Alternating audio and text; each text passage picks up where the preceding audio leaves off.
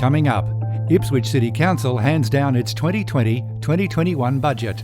The surprise adoption of a new councillor discretionary funds policy and a pay freeze for councillors and senior council executives.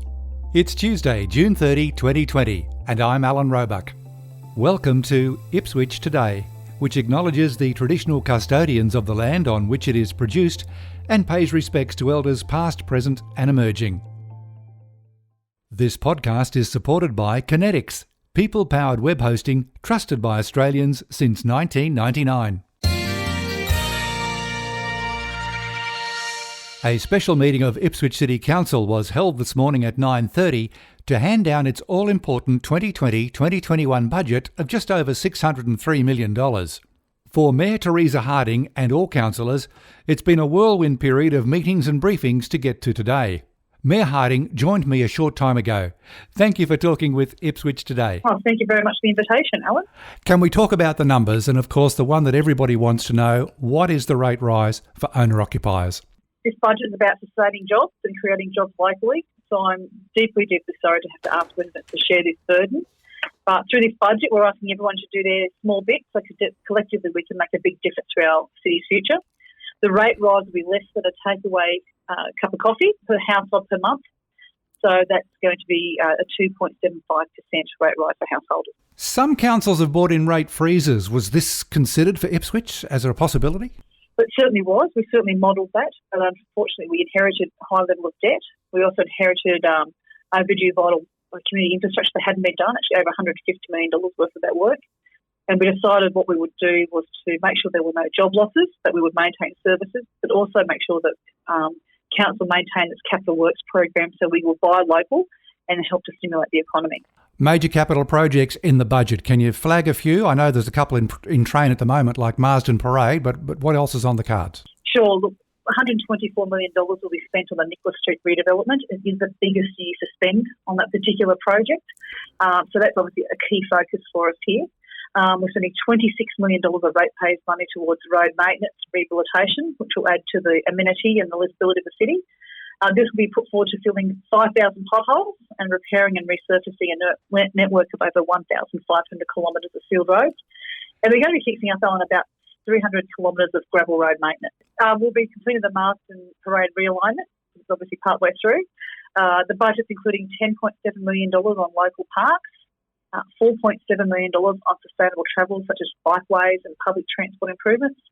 We're also getting back to that roads, rates and rubbish. So we're doing $3.6 million worth of work on new curb and channeling in Blackstone, Redbeck Plains, Walloon, Basin Pocket, Gales and Yamanto, as well as $2.6 million on rehabilitating existing curb and channeling. That's an extensive list of work to be done. Are there any new programs that Council will launch? Definitely. We're doing the duplication of the Springfield Parkway and Springfield Greenbank arterial roads from Centenary Highway through to Eden Station Drive. That gets a lot of congestion. It's a really important piece of work that needs to be done. And we're also doing the Redbeck Plains Recreation Reserve expansion as well. So a toddler play area, and also looking at studies into making that more teen-friendly as well, with a skate park, toilet blocks and car park and better lighting and footpaths around there. With changes to the Local Government Act, how is this year's budget different to the previous when it was called the Mayor's Budget? Well, this is my very first budget, so from a personal perspective, it would have been a very similar approach that I would have used.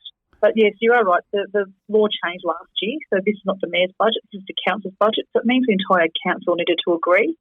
And in fact, in discussing it, we also looked at, do we do special little sheets on each division, to show what's happening in each division, and the Council decided they didn't want to do that, they wanted to take a citywide approach.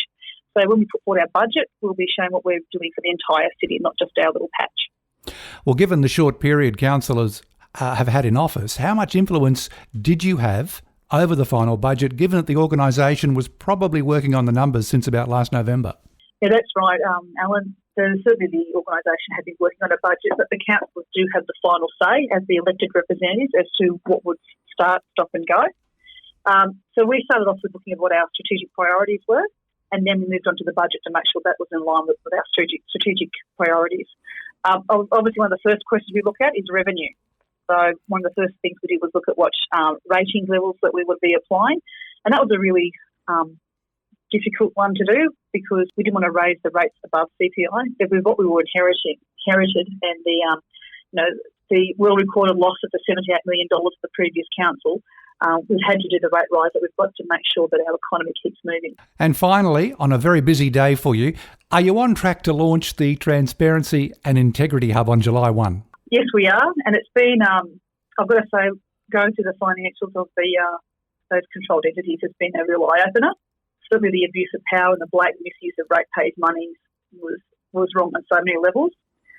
Certainly the lack of governance, the lack of accountability and the poor project prioritisation has put us further behind the eight ball. Certainly the past council had deferred planned spending of up to $150 million on vital community infrastructure while still increasing the council's debt. So they prioritised expenditure elsewhere, and some of these poor decisions are really hurting us now as we can't afford that infrastructure. But we have, I think, got a very sensible, very considered budget going forward, Alan, to make sure that we do the infrastructure that we need now and also planning for the future. Mayor Harding, thanks for talking to Ipswich Today. Thank you very much, Alan.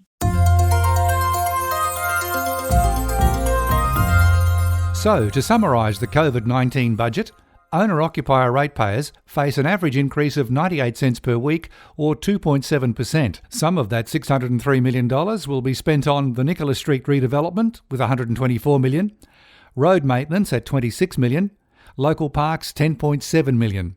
Council also stated it is getting back to basics of roads, rates and rubbish. It's clear that council has had two choices for this budget: a rates freeze, cap spending and reduce services, which would have meant job losses, or go with a rate increase and maintain existing levels of service. They've taken the latter option. In delivering the budget speech in the council chambers this morning, Mayor Harding also made particular reference to the previous dismissed council. I am deeply, deeply sorry to have to ask you to share this burden.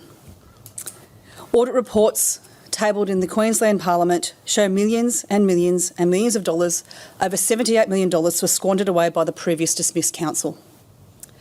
I cannot begin to express the disgust and the absolute heartbreak I have felt as I've poured through the financial data of those controlled entities established and governed by the dismissed council. When I think of every ratepayer who worked hard to balance their family budgets and pay their bills on time, some having to make the choice to go without things and another, and then I think of the same dollars being spent haphazardly and irresponsibly by those with their hands in the public purse. We've all seen the headlines. I cannot help but wonder what a different budget this could have been for the people of Ipswich. And so this is a budget for our times. Through this budget, we're asking everyone to do their small bit. So collectively, we can make a big difference to our city's future. The average rate rise to homeowners is roughly equal to one takeaway coffee a month, or 98 cents per week per household. That's an average of 2.75% per annum. To ensure we buy more from local businesses, our new Buy Ipswich procurement policy will start making it easier for council and local businesses to transact. We can all do our part to keep people working and stimulating economic activity. Please, I ask you, buy local where possible.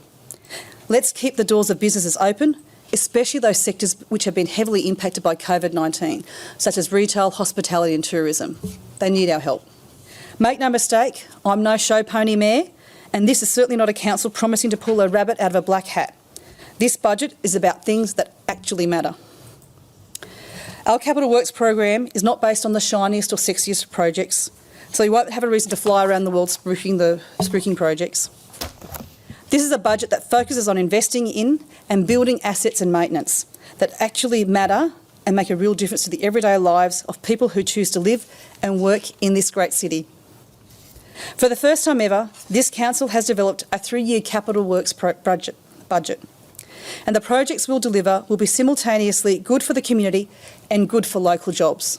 One decision that will be welcomed by ratepayers is a pay freeze for councillors and senior council executives.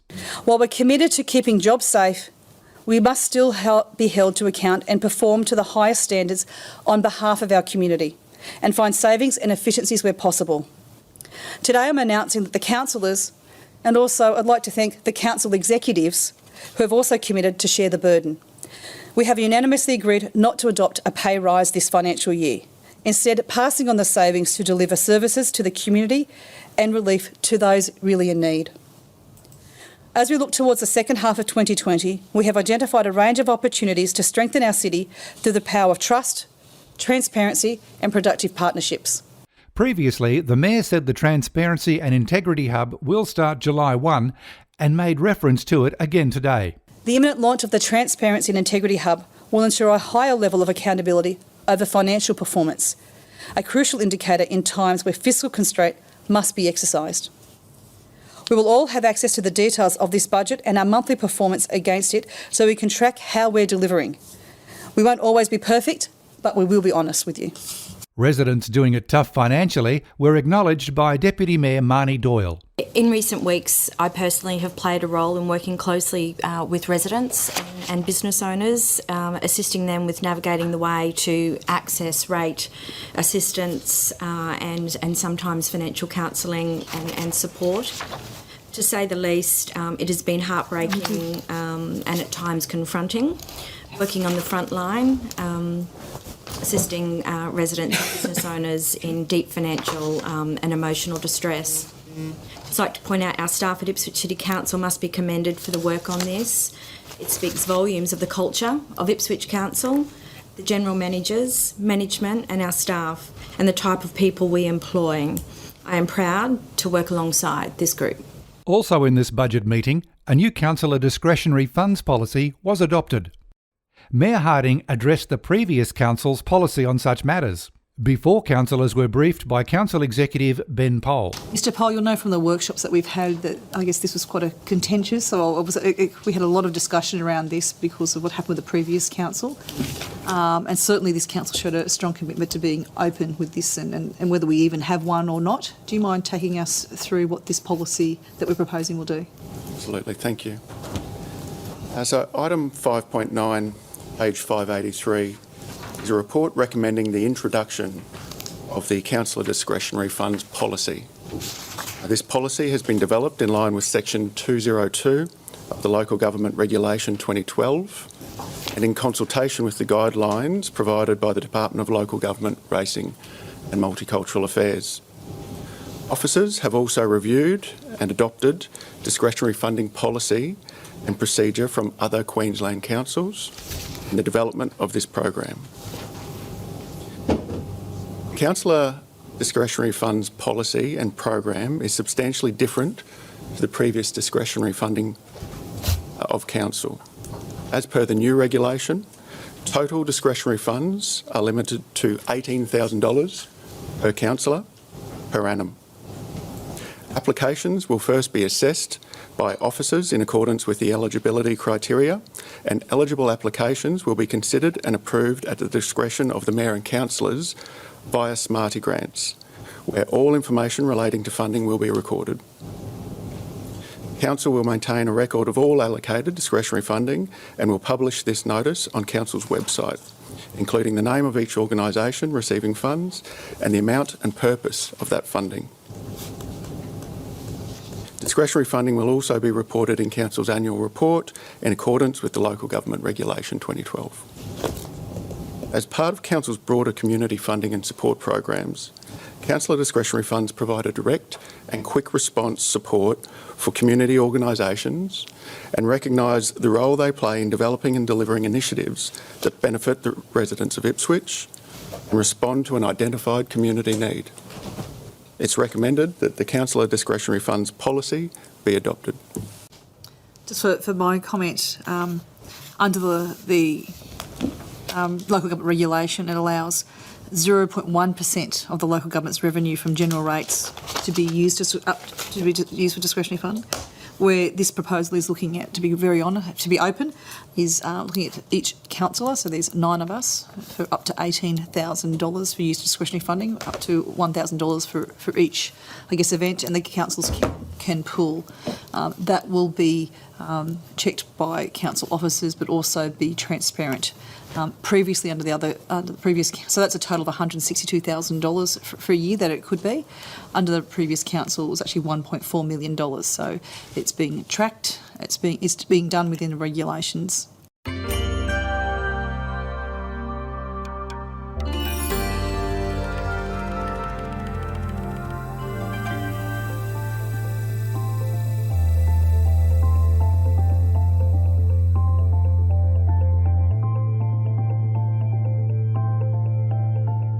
Ipswich Today is supported by Kinetics, people-powered web hosting trusted by Australians since 1999.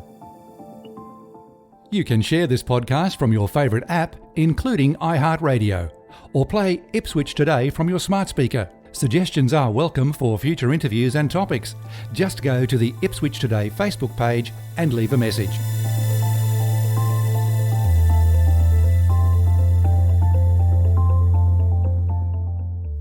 Music is from Purple Planet Music. This is Alan Roebuck. Thanks for listening.